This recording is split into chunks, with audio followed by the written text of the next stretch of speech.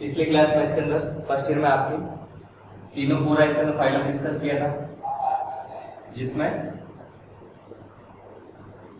विभिन्न प्रकार के लक्षण इसके अंदर कुछ सिलेक्ट डेटा से समानता रखते हैं, कुछ इसके अंदर उसमें असमानता भी पाई जाती है। अब टीनोफोरा इसके अंदर जो फाइलम है उसका वर्गीकरण किस प्रकार किया जाता है, इसका यदि वर्गीकरण किया जाए, टीनोफोरा को दो क्लासेस में डिवाइड किया जाता है, दो वर्ग क्लासेस इसके अंदर या वर्ग दो होते हैं। फर्स्ट होता है इसके अंदर इसमें टेंटिक्यूलेटा,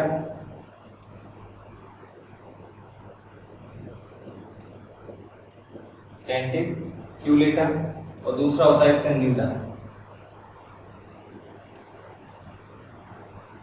टेंटिक्यूलेटा और न्यूडा। और इसका वर्गीकरण जो है उसका आधार होता है इसके अंदर इसमें टेंटिकल्स, इसको कहा जाता है स्पर्शक या संस्पर्शक। जंतु के शरीर पर पाए जाने वाले टेंटिकल या स्पर्शक की उपस्थिति और अनुपस्थिति के आधार पर इसका वर्गीकरण किया जाता है। तो टेंटिक्यूलेटा में इसके अंदर कह सकते हैं, टेंटिक्यूलेटा जो होता है इसके अंदर इसमें संस्पर्शक या टेंटिकल उपस्थित होते हैं, उपस्थित होंगे, और इसमें इसके अंदर टेंटिकल या संस्पर्शक अनुपस्थित होते हैं।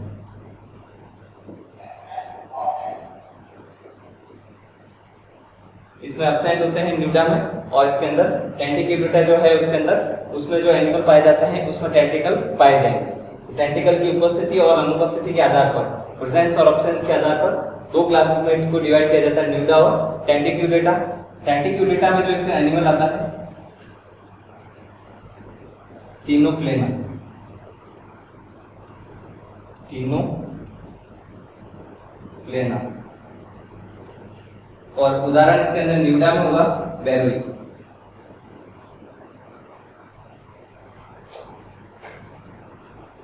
जो कि न्यूडा इसके अंदर वर्ग का है, और फाइलम जो है इसका टीनोफोरा इसके अंदर या टीनोफोरा इसके अंदर संघ के जंतु में पाया जाता है, जो कि इसके अंदर वापस आपके स्पॉट में भी पड़ेंगे। तो इस प्रकार से इसके अंदर टीनोफोरा जो आपको बताया गया था इसके लक्षण, और ये समी जंतु होता है, और टीनोफोरा सबसे छोटा संघ होता है, इसके कारण इसको दो क्लास में डिवाइड किया जाता है, और जिसमें सबसे इसके अंदर कह सकते हैं कम जंतु नॉन कॉर्डेट में पाए जाएंगे।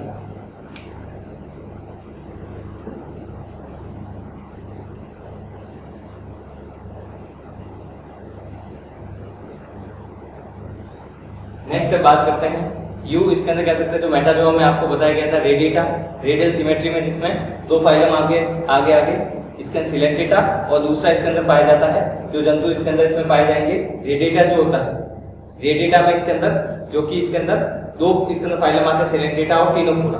सेकंड इसके अंदर जो है इसके अंदर यू मेटाजोआ के अंतर्गत आता है बाइलेटेरिया, बाइलेटेरिया। इसमें इसके अंदर जो जंतु होंगे ऐसे जंतु आएंगे जो जिसमें द्विपार्श्व सममिति या बाइलेटरल सिमेट्री पाई जाती है। तो उसमें इसके अंदर नेक्स्ट इसके अंदर फाइलम के बारे में बात करें तो बाइलेटेरिया में इसके अंदर नेक्स्ट फाइलम आता है प्लेटीहेल्मिन्थीज, प्लेटीहेल्मिन्थीज।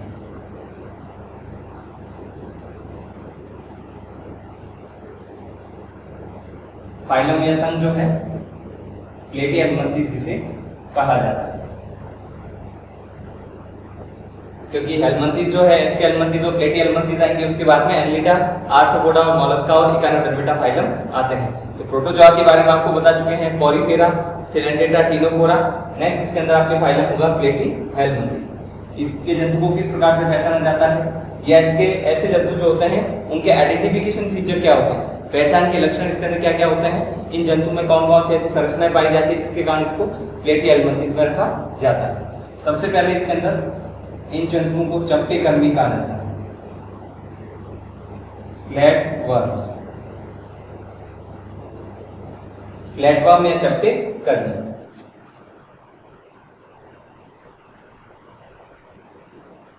फ्लैटवर्म्स या चपटे कर्मी, शरीर इसके अंदर इनका कह सकते हैं रिबन के समान इसके अंदर चपटा या फ्लैट इसके अंदर शरीर पाया जाता है, इसके कारण इनके इसके अंदर जंतु को फ्लैटवर्म या चपटे कर्मी प्लेटीहेल्मिन्थीज संघ के जंतु को कहा जाएगा।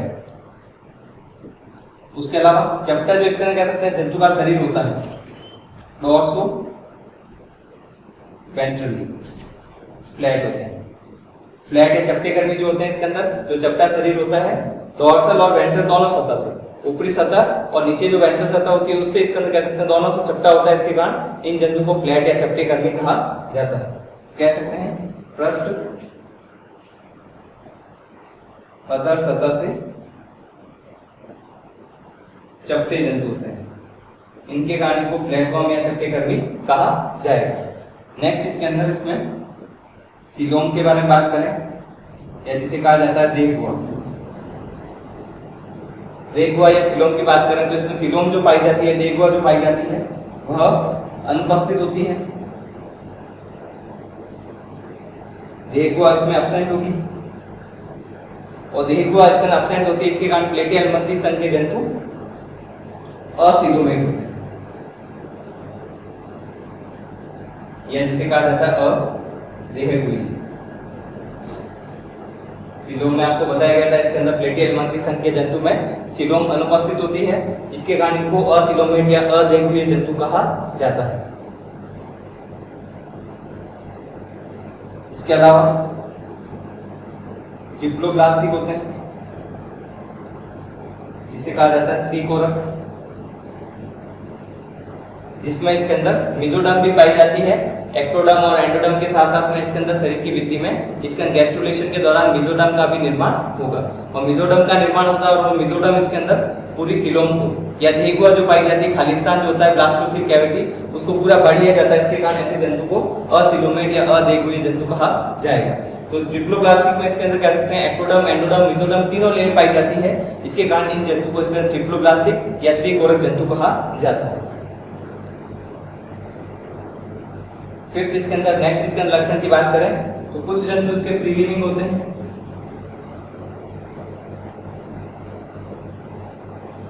या जिसे कहा जाता है मुक्त जीवी। कुछ एनिमल इसके अंदर पैरासाइट होते हैं परजीवी के रूप में। कुछ एनिमल पैरासाइट या परजीवी के रूप में पाए जाते हैं। पैरासाइट या परजीवी के रूप में पाए जाते हैं और उसमें से ऐसे भी होते हैं जो कि एंडोपैरासाइट होते हैं, अंतः परजीवी। अंतः परजीवी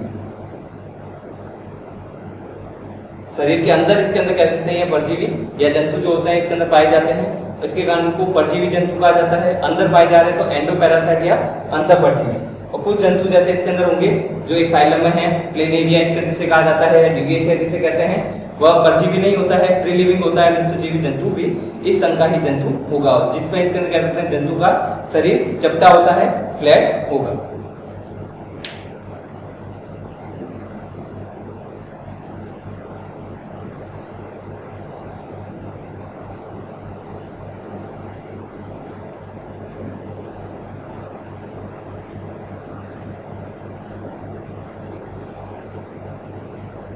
नेक्स्ट इसके अंदर लक्षण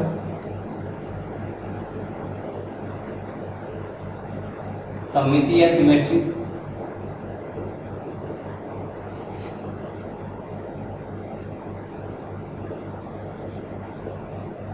इसमें द्विपार्श्व सममिति पाई जाती है या जिसे कहा जाता है बाइलेटरल सिमेट्री।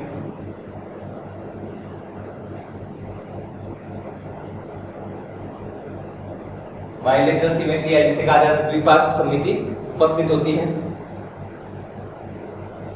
जंतु में इसके अंदर अग्र और पश्च भाग पाए जाते हैं। अग्र होता है एंटीरियर और पश्च होता है पोस्टीरियर भाग। इसमें हेड होता है अग्र भाग में या सिर जिसे कहा जाता है और पश्च जो भाग होता है इसके अंदर उसमें टेल या पूंछ पाई जाती है। पूंछ इसके अंदर उपस्थित होगी। तो टेल रीजन जो होता है इसके अंदर वो पश्च भाग पर होता है और अग्र भाग पर इसके अंदर इसमें एंटीरियर वहां पर सिर पाया जाता है या हेड पाया जाता है। इसके कारण इस जंतु को इसके अंदर केंद्र से दो बराबर भागों में विभाजित किया जा सकता है। लंबे और बेलनाकार होते हैं, इसके कारण इनको डिवाइड किया जा सकता है, लेकिन फ्लैट या चपटे होंगे। लेवल ऑफ ऑर्गेनाइजेशन की बात करें,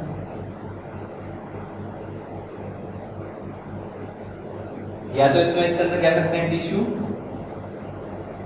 ऑर्गन। जो लेवल ऑफ ऑर्गेनाइजेशन है टिश्यू ऑर्गन लेवल का होता है,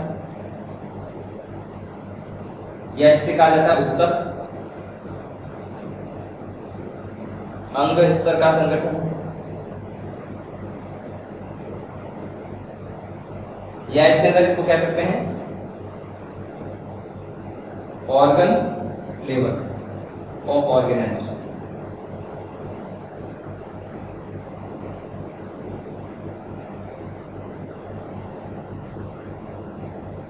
और यह इसके अंदर कह सकते हैं अंग स्तर का संगठन।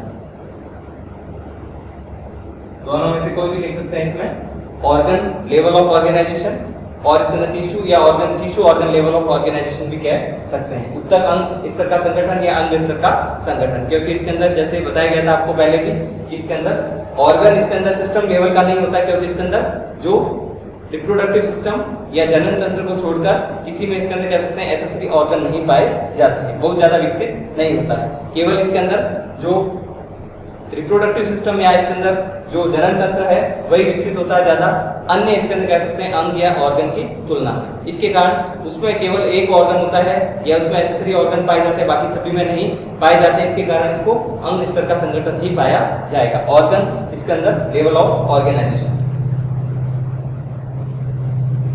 इसके अलावा इसके अंदर इसमें एडेसिव ऑर्गन या इसके अंदर कह सकते हैं एडेसिव स्ट्रक्चर, जिसे कहा जाता है आसंजक संरचना पाई जाती है। और आसंजक संरचना या जिसे कहा जाता है एडेसिव ऑर्गन, एडेसिव का अर्थ होता है इसके अंदर कह सकते हैं जो जंतु परजीवी के रूप में पाए जाएंगे, जंतु के शरीर के अंदर पाए जाएंगे, उनको उस स्थान से जुड़ने के लिए, अटैचमेंट के लिए जो इसके अंदर संरचना होती है, इसको कहा जाता है एडेसिव या आसंजक इसके अंदर संरचना, जो कि इसके अंदर प्लेटियल मंतीज में इसके अंदर पाई जाती है। मुख्य रूप से 3 संरचनाएं होंगी, सकर, हुक और स्पाइन।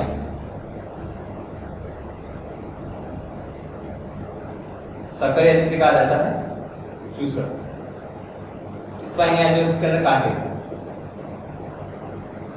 ये संरचना इसके अंदर कह सकते हैं जो कि जंतु के शरीर पर इसके अंदर जो एडेशन के लिए या परजीवी के रूप में पाया जाता है, तो होस्ट के शरीर में आहार नाल के विभिन्न भागों से जुड़ने के लिए आवश्यक होती है।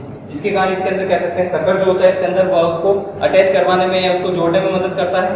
हुक जो होते हैं इसके अंदर उस संरचना में धंसने में मदद करते हैं, एम्बेडेड होने के लिए, या इसके अंदर कह सकते हैं उस संरचना में धंसने के लिए, मजबूती से जुड़ने के लिए मदद करते हैं। लेकिन अटैचमेंट जो होगा बाहर से इसके अंदर, वह बाहर से इसके अंदर कह सकते हैं उसको जोड़ने के लिए चूसक के द्वारा इसके अंदर या सकर के द्वारा जोड़ा जाता है। तो ये संरचनाएं जो है वह एडेसिव इसके अंदर स्ट्रक्चर या आसंजक संरचना कहलाती है, जो कि प्लेटियल मंथी संघ के जंतु में पाई जाती है। और ये संरचना इसलिए पाई जाती है क्योंकि इसके अंदर ये जंतु परजीवी के रूप में पाए जाते हैं। तो कह सकते हैं कि इसके अंदर ये जो संरचना है इसमें पैरासाइट एडेप्टेशन के रूप में भी होती है, परजीवी अनुकूलन के रूप में भी।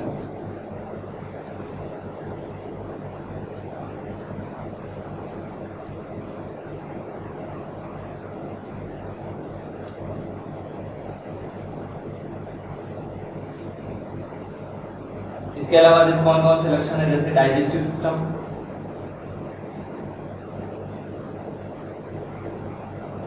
या जिसे कहा जाता है पाचन तंत्र।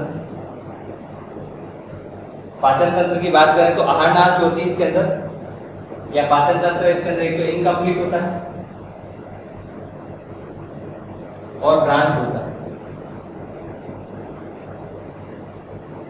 इनकम्प्लीट या जिसे कहा जाता है अपूर्ण। क्यों? क्योंकि इसके अंदर इसमें एक ही पोर होता है, छिद्र, माउथ, एनस या गुदा का अभाव होता है, एनस या गुदा इसके अंदर नहीं पाया जाता। इसके कारण इसको कहा जाता है इनकम्प्लीट या अपूर्ण।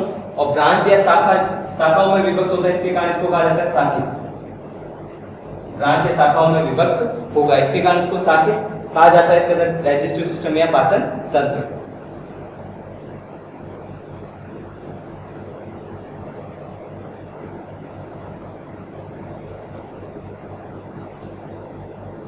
इसके अलावा इसमें रेस्पिरेटरी सिस्टम, सर्कुलेटरी सिस्टम और स्केलेटल सिस्टम। स्केलेटल सिस्टम जो होता है जिसे कंकाल तंत्र कहते हैं, यह एब्सेंट होता है या बहुत कम विकसित होता है। एब्सेंट होगा या इसके अंदर कम विकसित होगा। एब्सेंट या अनुपस्थित होगा। श्वसन तंत्र, श्वसन तंत्र या इसके अंदर कह सकते हैं कंकाल तंत्र। और ब्लड सर्कुलेटरी सिस्टम जिसको कि इसके अंदर रक्त परिसंचरण तंत्र भी कहा जाता है। परिसंचरण तंत्र।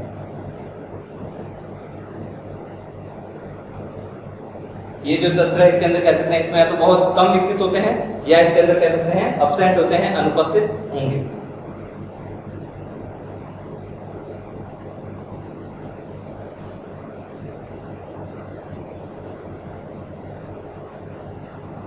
इसके अलावा एक्सक्रीटरी सिस्टम या जिसे कहा जाता है उत्सर्जन तंत्र। एक्सक्रीटरी सिस्टम या जिसे कहा जाता है उत्सर्जन तंत्र। उत्सर्जन तंत्र जो होता है इसके अंदर इसमें वह फ्लेम सेल या ज्वाला कोशिका के द्वारा किया जाता है, जिसे प्रोटोनेफ्रिडिया भी कहते हैं। प्रोटोनेफ्रिडिया या जो नलिकाएं होती हैं ये इसके अंदर कह सकते हैं इसके उत्सर्जन में या एक्सक्रीशन में मदद करती है। इनको प्रोटोनेफ्रिडिया या इसके अंदर कह सकते हैं ज्वाला कोशिका भी कहा जाता है। ये इसके अंदर कह सकते हैं प्लेटी अनुमति संघ के जंतु में उत्सर्जन का कार्य करती है। प्रोटोनेफ्रिडिया।